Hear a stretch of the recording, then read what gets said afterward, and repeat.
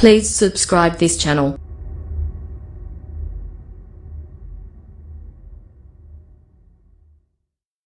شعر باقی تھے تو کہتا ہے وَخَدٌّ كَقِرْطَاسِ الشَّعَامِ وَمُشْفِرٌ كَسِبْتِ الْيَمَانِ قَدُّهُ لَمْ يُجَرَّدِ۔ خد کی جمع خدود، اس کے معنی ہوتے ہیں رخسار کے، گال کے۔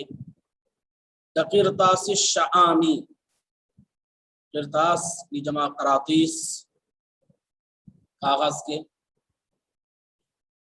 قرطاس کی جمع قراطیس کاغذ۔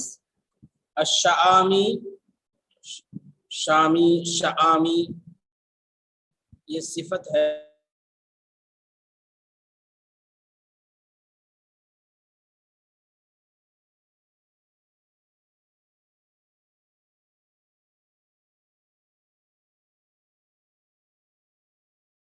معنی ہے۔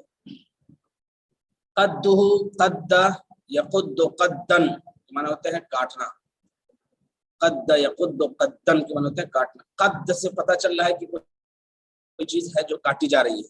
عربی زبان کی خصوصیت یہ ہے کہ اس کے لفظ ہی سے معنی کا اشارہ مل جاتا ہے۔ قد یعنی کاٹنے کی طرف اشارہ ہو رہا ہے۔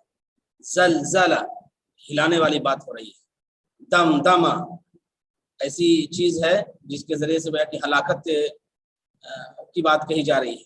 اثاقل کتنے گاڑھا ہے، اثاقلتم الی الارض، اثاقل گاڑھے انداز میں انسان نکال رہا ہے، جس سے پتہ چلا کہ ہاں اس کے معنی بھی یہی ہے کہ زمین سے لگ جانا، چپک جانا اور بھاری ہو جانا، نہ اٹھنا، تو اس معنی میں یہ استعمال ہوتا ہے اثاقل۔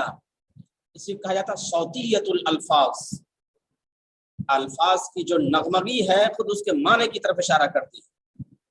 یہ اسلوب کلام پر جب بحث ہوتی ہے تو ایک بات یہ بھی آتی ہے کہ صوتیت الالفاظ، الفاظ کی جو نغمگی ہے، الفاظ کا جو ظاہری وزن ہے وہ بھی اس کے معنی کو بتاتا ہے، صوتیت الالفاظ۔ تو یہ الفاظ ہیں، اور بھی بہت سے ہیں قرآن کریم میں، ادا، حدا، تو ان الفاظ سے اشارہ ہو رہا ہے۔ بلکہ اسی کتاب میں آگے آپ پڑھیں گے جس میں در اشارہ کیا گیا ہے۔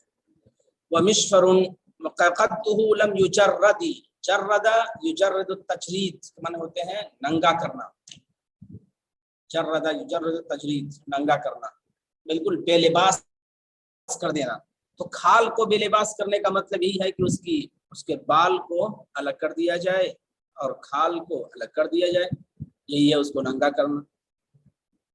جس کے بال کو الگ نہیں کیا گیا ہے اور اس کے ایک حصے کو الگ نہیں کیا گیا ہے، جرد یجرد تجرید۔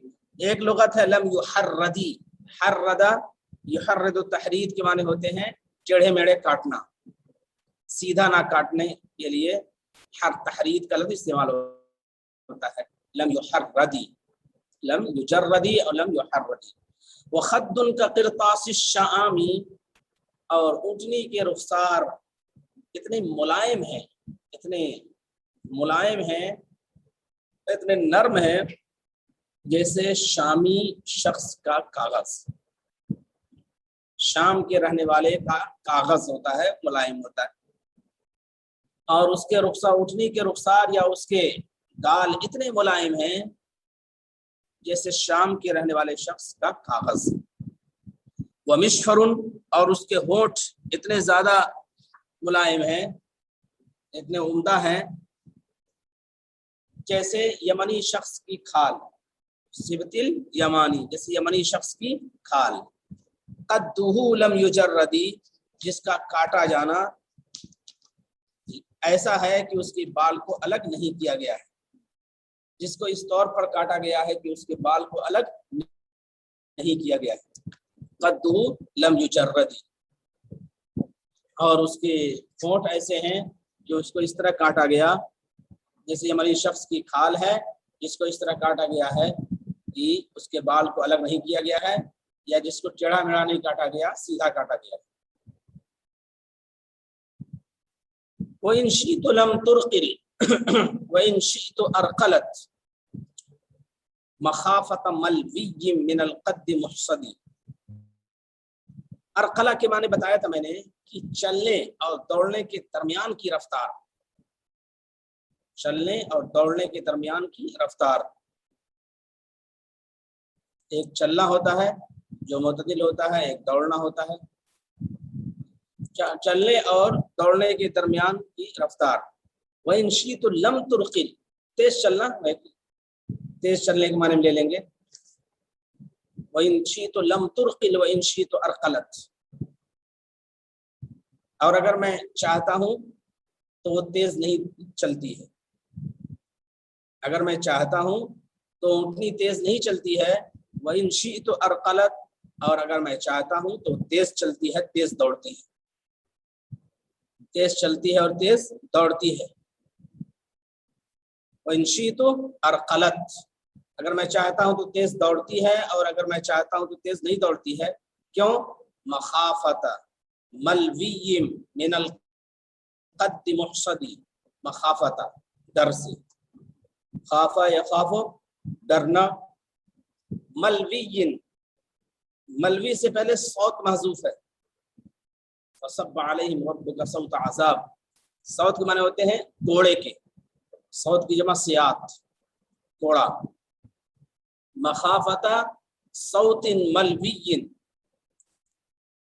لوا یلوی لین کے معنی ہوتے ہیں موڑنا کسی چیز کو. لوا یلوی لین، قرآن کریم میں بھی آیا ہے لیم بألسنتہم وطعنا فی الدین، لیم بألسنتہم وطعنا فی الدین، تو اسی سے ملوی ہے. جیسے طوی یطوی قرآن میں آیا ہے یوم نطوی السماء کطی السجل للکتب، تو مطوی کر دیں گے اس کو، تو یہاں ملوی ہے. تو مخافت صوت ملوی، صوت ملوی یعنی مڑے ہوئے کوڑے، موڑے ہوئے کوڑے. کوڑا تو خود ہی موڑا ہوا ہوتا ہے، لیکن مزید اس کی تاکید لے آئے، مزید اس کی تاکید لے آئے ہیں تاکہ معلوم ہو جائے کہ وہ کوڑا بہت اچھا بنا ہے اور اس کی ساخت بہت اچھی ہے. مخافت ملوی من القد، قد قد یقد ہوتا ہے کاٹنا، قد یقد کاٹنا. اور احصد یحصد احصاد، احصد یحصد احصاد کے معنی ہوتے ہیں، اس کے معنی ہوتے ہیں کاٹنا. حسدہ معنی کاٹنا، لیکن یہ اس کے ساتھ جب استعمال ہو تو احکمہ کے معنی میں آتا ہے. احکمہ یحکم احکام، مضبوط کے معنی میں، ٹھوس کے معنی میں، سخت کے معنی میں. مضبوط اور ٹھوس، مضبوط اور سخت اور ٹھوس کے معنی میں آتا ہے. مضبوط، سخت اور ٹھوس کے معنی میں. احصد الصوت، احصد الصوت یعنی گھوڑے کو مضبوط بنانا، مضبوط کرنا. مخافت ملوی من القد محصدی، ترجمہ ہوگا کہ مضبوط اور مڑے ہوئے یعنی اچھے کہہ لیں گے، مضبوط اچھے کوڑے کے مارنے اور کاٹنے کے ڈر سے، مضبوط اور اچھے کوڑے کے مارنے اور کاٹنے کے ڈر سے. مخافت صوت ملوی محصد من القد، تو مضبوط اور اچھے کوڑے کے مارنے اور کاٹنے کے ڈر سے. جب کوڑا اس کی پیٹھ پہ پڑتا ہے تو اس کی پیٹھ چھلتی ہے یا کٹتی ہے، تو اسی کاٹنے اور چھلنے اور زخمی ہونے کے ڈر سے اسی طرف اشارہ ہے. وَإِنْ شِئْتُ لَمْ تُرْقِلْ، اور اگر میں چاہتا ہوں تو وہ تیز نہیں چلتی ہے. وَإِنْ شِئْتُ أَرْقَلَتْ، اور اگر میں چاہتا ہوں تو تیز چلتی ہے. مخافت ملوی من القد محصدی، مضبوط اور عمدہ کوڑے کے کاٹنے کے ڈر سے، مضبوط عمدہ کوڑے کے مارنے کے ڈر سے، زخمی کرنے کے ڈر سے. یہ ہے مخافت ملوی من القد محصدی. یہ ہے پورے اشعار جو طرفہ ابن العبد کے ہیں. ونجد فی کلام هذا العصر شعراء هذا العصر صورا وصفیة متناصرة تزيد من قوة شعرهم وروعته ولكنها لا تمس حياتهم إلا ببساطة بدون تعمق. اور مزید یہ بات کہہ رہے ہیں صاحب کتاب کہ ابھی تک جو اشعار ذکر کیے گئے یہ کس قسم میں ذکر کیے گئے؟ یہ وصف میں ذکر کیے گئے. وصف شروع سے یہ لے کر چل رہے ہیں کہ شاعری کی جو قسمیں ہیں ان کے مطابق اشعار ذکر کیے جائیں گے. شعراء کے مراتب اور شعراء کے درجات کے لحاظ سے اشعار ذکر کیے جائیں گے. تو الحماسۃ والفخر کے نام پر سب سے پہلے ذکر کیا، پھر الغزل والتشبیب کے نام سے دوسرے اشعار ذکر کیے، پھر اس کے بعد وصف کے نام سے تیسرے اشعار ذکر کیے. وصف کے نام سے تو وصف سے متعلق یہ اشعار. اور اب جو اشعار آئیں گے وہ دوسرے سے ہوں گے. تو وَنَجِدُ فِي كَلَامِ شُعَرَاءِ هَذَا الْعَصْرِ، اور اس زمانے کے شعراء کے کلام میں ہم پاتے ہیں، اس زمانے کے شعراء کے کلام میں ہم پاتے ہیں سورن وصفیتن متناصرتن، صورتیں، سورن صورتیں، وصفیتن بیانیہ، بیانیہ صورتیں،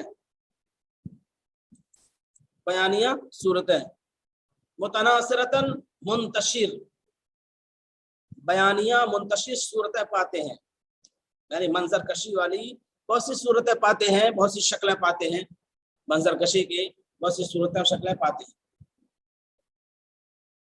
اور اس زمانے کے شعراء کے کلام میں ہم پاتے ہیں سورن، صورتیں جو بیانیہ ہیں، وہی منظر کشی والی ہیں، تصویر کشی والی ہیں، متناصرتاً منتشر، اشعار میں متفرق اور منتشر، متفرق اور منتشر. تزید من قوت شعرهم وروعته،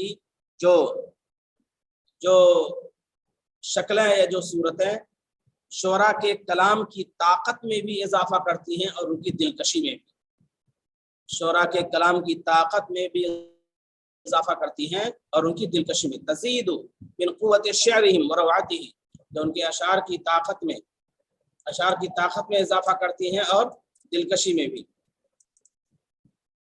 یہ شکلیں اور صورتیں اور یہ کیفیتیں اور مناظر سے بھی ترجمہ کر سکتے ہیں، مناظر. اور اس زمانے کے شعراء کے کلام میں ہم بہت سے مناظر پاتے ہیں جو بیانیہ ہیں اور متفرق ہیں، جو ان کے اشعار کی طاقت میں اور دلکشی میں اضافہ کرتے ہیں.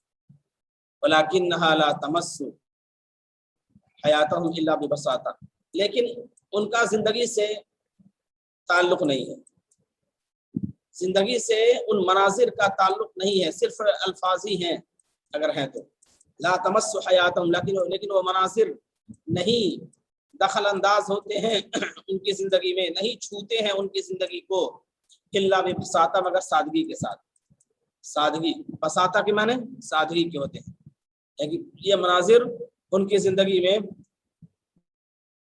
صرف سادگی کے ساتھ اثر انداز ہیں، سادگی کے ساتھ اثر انداز ہیں، بدون تعمق، بغیر کسی گہرائی کے، بغیر کسی گہرائی کے.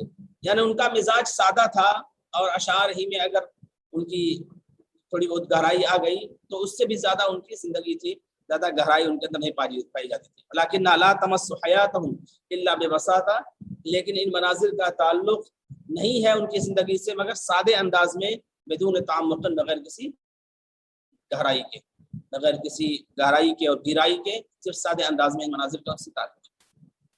اب دیکھیے ایک چوتھی قسم ذکر کر رہا ہے تجارب الحیات، زندگی کے تجربات کا.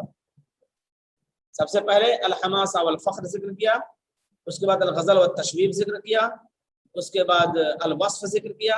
اب یہ چوتھے نمبر پہ زندگی کے تجربات، زندگی کے تجربات سے متعلق یہ اشعار یہاں ذکر کر رہے ہیں. وقد يتحدث الشاعر عن افکارہ وتجاربہ العقلیہ، اور کبھی کبھی شاعر اپنے افکار اور اپنے ذہنی تجربات بیان کرتا ہے، کبھی کبھی شاعر اپنے افکار اور اپنے ذہنی تجربات بیان کرتا ہے. ولیکن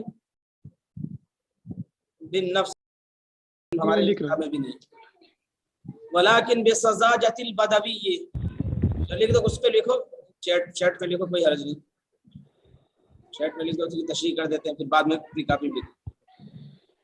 یہ اشعار ہیں طرفہ ابن العبد کے. الامر الذی، آگے دیکھتے رہیے، الامر الذی یشیر الی المکانۃ الفکریۃ والانسانیہ، یہ بات ایسی ہے جو اشارہ کر رہی ہے الی المکانۃ الفکریۃ والانسانیہ، فکری اور انسانی درجے کی طرف، فکری اور انسانی مرتبے کی طرف. لرجل ذلك العصر، اس زمانے کے انسان کے، اس زمانے کے انسان کے فکری اور انسانی مرتبے کی طرف اشارہ کر رہی ہے.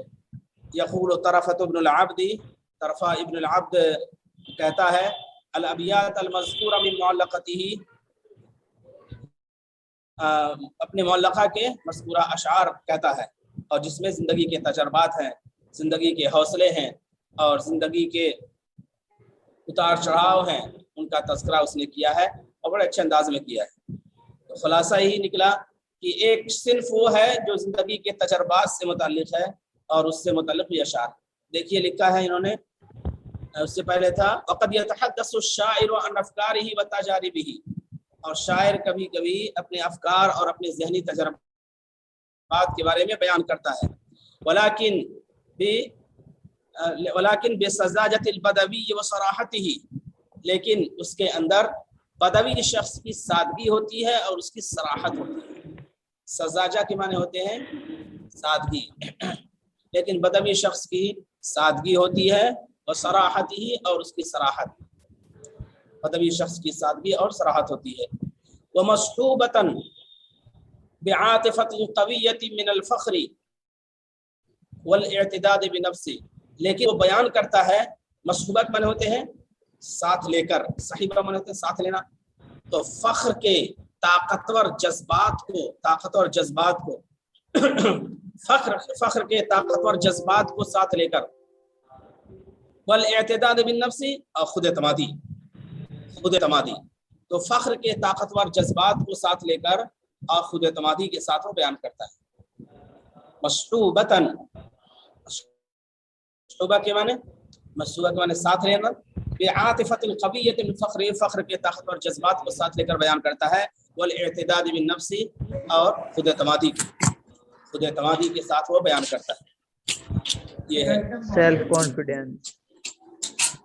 خود اعتمادی، الاعتداد بالنفس، اعتداد بھی معنی ہوتا ہے اہمیت دینا، یعنی خود اعتماد، الثقۃ بالنفس. اور اس کے آگے پھر الامر الذی یشیر، یہی وہ بات ہے جو اشارہ کر رہی ہے الی المکانۃ الفکریۃ والانسانیہ، فکری اور انسانی مرتبے کی طرف اس زمانے کے آدمی کے. یقول طرفہ ابن العبد الابیات المذکورہ من معلقتہ، طرفہ ابن العبد کہتا ہے اپنے معلقے کے مذکورہ اشعار. پڑھے کوئی یہ اذا القوم قالوا، پڑھے گا؟ ارے فوٹو تو کھولو، کسی نے فوٹو نہیں کھولا ہے، یہ کیسے لڑکے ہیں سب بند کیے ہوئے ہیں، میوٹ کیے ہوئے ہیں اپنا فوٹو. سب کو کھول لینا چاہیے، بند کیے رہتے ہیں، اس سے اندازہ نہیں ہوتا ہے کہ ہے یا نہیں. بھاگ تو نہیں گئے، یہ ہو سکتا ہے موجود ہے. اذا القوم قالوا، کون ہے؟ ابوذر خان پڑھو. اذا القوم قالوا من فتح خلق اننی، کوئی بھی پڑھ سکتا ہے. اذا القوم قالوا من فتى خلت انني عنيت فلم پڑھ رہا ہے خان صاحب پڑھ رہے ہیں، اور پڑھ رہا ہے. ارے بھائی نام بتا دو، کیوں نہیں بتاتے جو پڑھ رہا ہے؟ اس کا نام لیا ہے اور پڑھے. بند کر لیتے ہیں فوٹو، سمجھ میں آئے. چلیے پڑھ، اچھا نہیں ہے، جسے کہا جائے اسی کو پڑھنا چاہیے. چلیے اذا القوم قالوا، کوئی بھی پڑھ سکتا ہے کیا؟ کوئی پڑھیے. بسم اللہ الرحمن الرحیم. تجارب الحیاة. اذا القوم قالوا من فتى خلت انني انيت فلم اكسل ولم اتبلدي ولست بحلال الطلاء مخافة ولكن متى يسترفد القوم ارفدي وإن تبغني في حلقة القوم تلقني وإن تقتنسني في الحوانيت وإن تقتنس جی وإن تقتنسني في الحوانيت تصطدي وما زالت تشرب الخمور ولذتي وبيئي وإنفاقي طريفي ومتلدي إلى أن تحامتني الأشيرة كلها وأفرد إفراد البعير المعبد. رأيت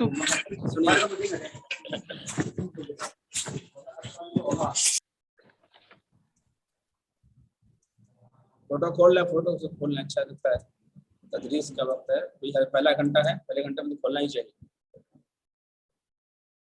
इदल कौम क़ालू मन फता खिलतु अन्ननी उनीतु फलम अक्सल वलम अतबल्लदी, उनीतु फलम अक्सल वलम अतबल्लदी। ये अशार उसी शायर के हैं जिसके पिछले अशार थे जो ऊँटनी से मुताल्लिक़ थे। उसका नाम था तरफ़ा इब्नुल अब्द। तो ये भी तरफ़ा इब्नुल अब्द के अशार है। और ये बात याद रहे कि 25 साल की उम्र में उसको लोगों ने मार दिया था, लेकिन उसने गज़ब की शायरी की है और लाजवाब शायरी की। तो यहाँ भी कह रहा है इज़ल कौम क़ालू मन फता खिलतु अन्ननी उनीतु, अना यानी इनायतन के माने होते हैं मुराद लेना, अना यानी इनायतन मुराद लेना, अना यानी इनायतन उर्दू में कहते हैं ना यानी, तो यानी में वही मुराद लेना, यानी मुराद लेना किसी चीज को। अना यानी इनायतन, अनियन व इनायतन व मुराद लेना। और उनिया बिही होता है तवज्जो देना, ये बात याद है, हमेशा मजहूर इस्तेमाल होता है, उनिया बिही तवज्जो देना। बहुत से अल्फाज ऐसे हैं जो मशहूर इस्तेमाल होते हैं लेकिन माने मारूफ के होते हैं। शुगिफा बिही, उनिया बिही, उलिया बिही, उसीबा बिही, मुनिया बिही, उब्तुलिया बिही, ये तमाम अल्फाज हैं, ये तमाम मजहूर इस्तेमाल होते हैं। तो उसी में उनिया बिही है तवज्जो देना, शुगिफा बिही है दिलदादा होना, उलिया बिही है आशिक होना, इसी तरह उसीबा बिही है मुब्तला होना, और मुनिया बिही है दो चार होना। तो ये सब मजहूरी इस्तेमाल होते हैं। ये मजहूर जानना चाहिए कि ये मजहूर किस किस मौके पर इस्तेमाल हुए हैं। यहाँ तो उनिया बिही नहीं है बल्कि ये आना यानी इनायतन, आना यानी इनायतन। उनीतु मुझे मुराद लिया गया है, मैं मुराद लिया गया हूँ। उनीतु का मतलब मैं मुराद लिया गया हूँ, मुझे मुराद लिया गया है। यहाँ उनीतु फलम अक्सल वलम अतबल्लदी, कसला यक्सलु कसलन के माने होते हैं कोताही करना, कसूल माने बहुत ज्यादा कोताह, फलम अक्सल बहुत ज्यादा कोताही करना, कसला के माने कोताही करना, फलम अक्सल वलम अतबल्लदी, तबल्लदा कमजोर होना, कमजोर पड़ना। बलादा कहते हैं, बलादतुज़ ज़हन, बहुत बलीदुज़ ज़हन है, ये बहुत कमजोर ज़हन है, बहुत कमजोर ज़हन का आदमी है, बलीदुज़ ज़हन है। अतबल्लदी कमजोर पड़ना। इदल कौम क़ालू जब लोग आवाज देते हैं, जब लोग आवाज देते हैं, इज़ल कौम क़ालू जब लोग आवाज देते हैं, मन फता कौन है नौजवान, कौन है नौजवान। जब लोग आवाज देते हैं कि कौन है नौजवान, जब लोग आवाज देते हैं कौन है नौजवान, कौन है बहादुर, कौन है शेर बीशा, कौन है फता की जमा फितियान और फितियतुन, ये भी जमा है, फितियान और फितियतुन नौजवान के माने में, फतुहुआ के माने होते हैं बढ़ती नौजवानी, ताकत और कुव्वत। इदल कौम क़ालू मन फता जब लोग कहते हैं कौन है मर्द मैदान, कौन है मीर महफिल, कौन है नौजवान। खिलतु खाला या खालु खयालन, तो मैं समझता हूँ, अन्ननी उनीतु कि मुझे मुराद लिया गया है, मैं समझता हूँ कि मुझे मुराद लिया गया है, मैं समझता हूँ कि मुझे मुराद लिया गया है। जब लोग कहते हैं कौन है नौजवान, तो मैं समझता हूँ कि मुझे मुराद लिया गया है। खिलतु अन्ननी उनीतु, तो मैं समझता हूँ कि मुझे मुराद लिया गया है, मुझे पुकारा जा रहा है, मुझे पूरा पुकारा जा रहा है, मुझे मुराद लिया गया है। जब लोग कहते हैं कौन है नौजवान, तो समझता हूँ कि मुझे मुराद लिया गया है। फलम अक्सल, तो ना मैं कोताही करता हूँ और ना मैं कमजोर पड़ता हूँ, ना मैं कोताही करता हूँ और ना मैं कमजोर पड़ता हूँ, बल्कि दीवानवार लब्बैक लब्बैक कहते हुए आगे बढ़ता हूँ। फलम अक्सल तो मैं न कोताही करता हूँ, फलम अक्सल तो न मैं कोताही करता हूँ, वलम अतबल्लदी और न मैं कमजोर पड़ता हूँ, ज़ऊफ़ा वलम अज़उफ़ और न मैं कमजोर पड़ता हूँ। तबल्लदा के एक माने होते हैं हैरान होना, हैरान, जब इंसान कमजोर होता है तभी तो हैरान होता है, समझ नहीं आता है किस तरह से मुकाबला करेगा, किस तरह से हमलों का जवाब देगा, तो उसका हैरान का भी तर्जमा कर लेते हैं। तो न मैं कमजोर पड़ता हूँ, न मैं कोताही करता हूँ और न मैं हैरान होता हूँ, हैरान और परेशान होता हूँ, बल्कि मसाइब आए और पहाड़, मसाइब के पहाड़ आए, फिर भी मैं मुस्कुरा कर उन मसाइल का सामना करता हूँ। इदल कौम कालू मन फता, जब लोग कहते हैं कौन है नौजवान, खिलतु अन्ननी उनीतु, तो मैं समझता हूँ कि मुझे मुराद लिया गया है, मुझे मुराद लिया गया है, मुझे पुकारा जा रहा है। फलम अक्सल वलम अतबल्लदी, तो ना मैं कोताही करता हूँ और ना मैं हैरान परेशान होता हूँ, कमजोर पड़ता हूँ, ना हैरान परेशान होता हूँ। वलस्तु बिहल्लाल इत्तिला'i मखाफतन वलाकिन मता यस्तरफिदिल कौम अरफिदी, मता यस्तरफिदिल कौम अरफिदी, वलस्तु बिहल्लाल इत्तिला'i मखाफतन वलाकिन मता यस्तरफिदिल कौम अरफिदी। हल्ला यहुल्लु हुलूलन के माने होते हैं क़याम करना, हल्ला यहुल्लु हुलूलन के माने होते हैं क़याम करना, वलस्त हल्लाल इसी से है क़याम करने वाला, क़याम करने वाला। वलस्तु बिहल्लाल इत्तिला'i, मैं क़याम करने वाला नहीं हूँ। अत्तला की जमा अत्तिला, अत्तला की जमा अत्तिला, मैं टीले के, ऊंचे मकाम के, अत्तला उसकी जमा अत्तिला, ऊंचे मकाम के, टीले के, ऊंचे मकाम के और टीले के। वलस्तु बिहल्लाल इत्तिला'i मखाफतन, डर और खौफ से, और डर और खौफ से मैं टीलों पर जाकर क़याम करने वाला नहीं हूँ, मैं डर और खौफ से टीलों पर जाकर, बुलंदियों पर जाकर, ऊंचे मकाम पर जाकर क़याम करने वाला नहीं हूँ। मैं डर और खौफ से टीलों पर, बुलंदियों पर, ऊंचे मकामात पर जाकर क़याम करने वाला नहीं हूँ। मैं डर और खौफ से, किस डर से कि लोगों को खिलाना पड़ेगा, लोगों की ज़ियाफ़त करनी पड़ेगी, लोगों की दादरसी करनी पड़ेगी, लोगों की मदद करनी पड़ेगी, तो इससे डर कर मैं टीलों पर, बुलंद मकाम पर, ऊंची जगहों पर जाकर क़याम करने वाला नहीं हूँ। वलाकिन मता यस्तरफिदिल कौम अरफिदी, रिफ्त के माने होते हैं अतिये के, बख्शिश के, दादो दहिश के, इस्तिरफात मदद का तालिब होना, इस्तिरफात माने मदद का तालिब होना। वलाकिन मता यस्तरफिदिल कौम, लेकिन जब कौम मदद की तालिब होती है, जब कौम मदद की तालिब होती है, अरफिदी, तो मैं मदद करता हूँ। लेकिन जब कौम मदद की तालिब होती है, मदद मांगती है, तो मैं मदद करता हूँ और उसका ताउन करता हूँ। वलाकिन मता यस्तरफिदिल कौम अरफिदी, लेकिन जब कौम मदद की तालिब होती है, मदद मांगती है, तो मैं मदद करता हूँ। इस्तिरफात ये बाब इस्तिफाल से है, और इस्तिफाल में तलब के माने पाए जाते हैं।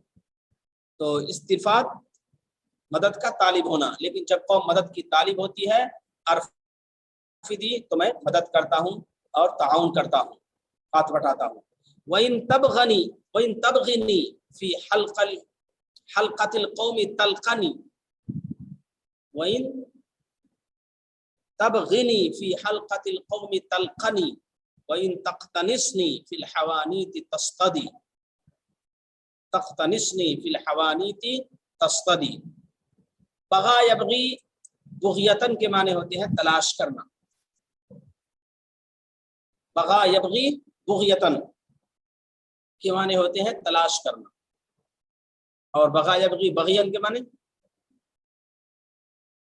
जुल्म करना, بغى يبغي بغيا إن الله يأمر بالعدل والإحسان وإيتاء ذي القربى وينهى عن الفحشاء والمنكر والبغي. باغی کے معنی ظلم کرنا، البغی. تو یہ مصدر کے بدلنے سے معنی بدل گیا ہے، اس کا مطلب الگ. بغا یبغی بغیتاً، اس کے معنی ہوتا ہے تلاش کرنا. باغی العلوم والفنن، باغی العلوم، علوم و فنون کے طالب. باغی کے معنی اردو میں، عربی میں کہتے ہیں طالب کے، اردو میں کہہ دیتے ہیں باغی کے معنی بہت شرانگیز کے، بغاوت کرنے والے کے. لیکن عربی میں باغی کہا جائے تو اس کے معنی ہوتے ہیں طالب کے، طالب کے. بغا یبغی بغیتاً کے معنی تلاش کرنا، اور بغا یبغی بغیاً کے معنی ہوتے ہیں زیادتی کرنا، ظلم کرنا، زیادتی کرنا، ظلم کرنا، اس سے تجاوز کرنا. وَإِن تَبْغِنِي فِي حَلْقَةِ الْقَوْمِ، حلقہ کی جمع حلقات، حلقۃ کی جمع حلقات، مجلس. حلقات القرآن، حلقات الحدیث، یہ سب مجلسیں لگا کرتی تھی پہلے، تو ان کو حلقات القرآن اور حلقات الحدیث کہا جاتا تھا. حلقات القرآن اور حلقات الحدیث. وَإِن تَبْغِنِي فِي حَلْقَةِ الْقَوْمِ، قوم کی مجلس میں، قوم کی مجلس میں، قوم کی محفل میں، قوم کی محفل میں. تلقنی، تلقینی نہیں ہے کیونکہ لقیہ یلقا ہوتا ہے، تو تلقنی، لقیہ یلقا. اور بغا یبغی، وہاں باب ضربہ سے تھا اور یہ باب نصر، باب سمیہ سے ہے، تو تلقینی بلکہ تلقنی. وَإِن تَبْغِنِي فِي حَلْقَةِ الْقَوْمِ تَلْقَنِي، اگر تم قوم کی محفل میں مجھے تلاش کرو گے تو تم مجھے پاؤ گے. قوم کی محفل میں، قوم کی مجلس میں تلاش کرو گے، طلب کرو گے تو تلقنی، تو تم مجھے پاؤ گے وہاں، تو میں مل جاؤں گا تمہیں. یعنی قوم کی محفل میں لوگوں سے جڑ کے رہتا ہوں، بھاگ کے نہیں رہتا ہوں، محفلوں میں رہتا ہوں. وَإِن تَبْغِنِي فِي حَلْقَةِ الْقَوْمِ، اگر قوم کی محفل میں مجھے تلاش کرو گے تو تم مجھے پاؤ گے. وَإِن تَقْتَنِصْنِي فِي الْحَوَانِيتِ، اقتنص کے معنی ہوتے ہیں شکار کرنا. اقتنص، اقتنص یقتنص اقتناصا، معنی ہوتے ہیں شکار کرنا. اقتنص یقتنص اقتناصا، شکار کرنا. وَإِن تَقْتَنِصْنِي فِي الْحَوَانِيتِ، اور اگر، حانوت کی جمع حوانیت کون ہوتے ہیں؟ میخانہ، شراب خانہ، میخانہ اور شراب خانہ، میخانہ اور شراب خانہ، حانوت یعنی میخانہ اور شراب خانہ. وَإِن تَقْتَنِصْنِي فِي الْحَوَانِيتِ،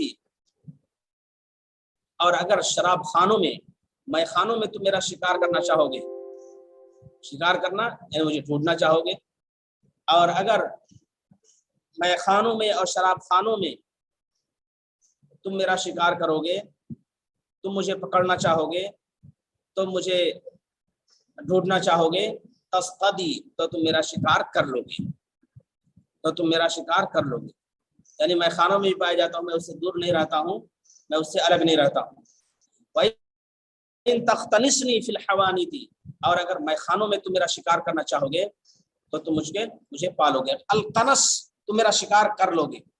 اصطیاد کے معنی شکار کرنا، سادہ سادہ شکار کرنا. اصطیاد تو تکلف بھی پایا جاتا ہے اس میں، افتعال سے ہے، تم بتکلف میرا شکار کر لو گے.